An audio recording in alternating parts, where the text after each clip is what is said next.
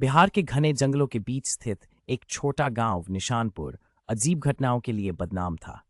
गांव के लोग कहते हैं कि हर पूर्णिमा की रात जंगल से अजीब आवाजें आती हैं और गांव के लोग इस रात अपने घरों में ही बंद रहते हैं।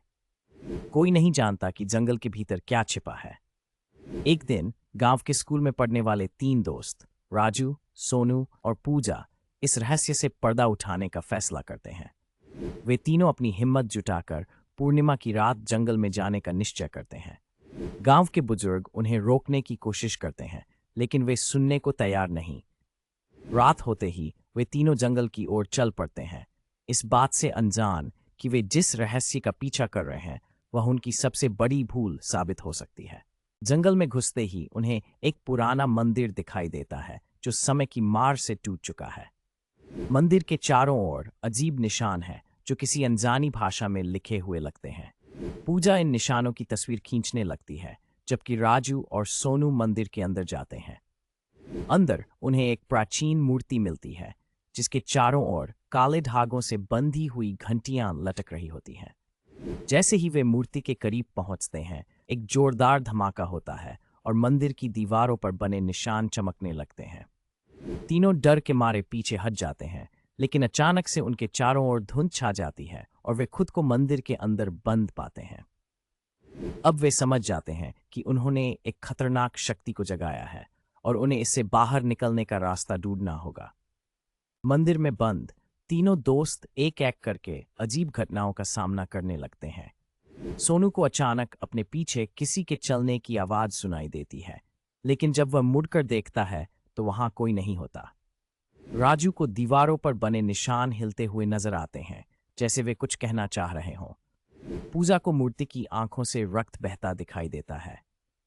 उनमें से एक को मंदिर के तहखाने में जाने का रास्ता मिलता है, जहां वे एक पुराने ग्रंथ को पढ़कर समझते हैं कि यह मंदिर दरअसल शापित आत्माओं का निवास है। ये आत्माएं उस मूर्ति के माध्यम से दुनिया में वापस आने की कोशिश कर रही हैं।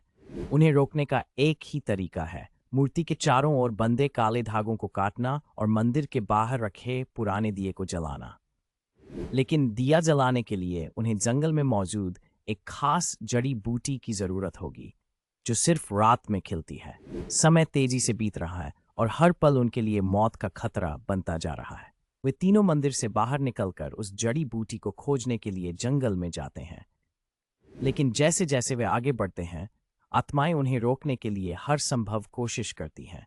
पेड़ गिरने लगते हैं, धुंध गहराती जाती है और अजीब आकृतियां उन्हें डराने लगती हैं।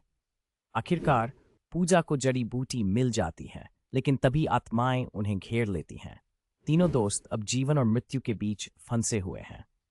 पूजा दिया जलाने के लिए जड़ी बूटी का इस्तेमाल करती है और जैसे ही दिया जलता है, मंदिर से एक भयानक चीख निकलती है और सारी आत्माएं जलकर राख हो जाती हैं। सुबह होने पर तीनों दोस्त मंदिर से बाहर निकलते हैं और देखते हैं कि गांव अब एक अजीब सी शांति में डूबा हुआ है। उन्हें पता चल जाता है कि उन्होंने एक बड़े संकट से गांव को बचा लिया है, लेकिन यह अनुभव उनके जीवन को हमेशा के लिए बदल देता है।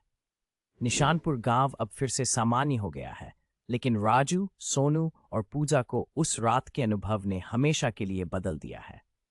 उन्होंने सीखा कि हर रहस्य को सुलझाने की कीमत होती है और कभी-कभी उस कीमत का भुगतान करने के लिए हमें अपने सबसे बड़े डर का सामना करना पड़ता है।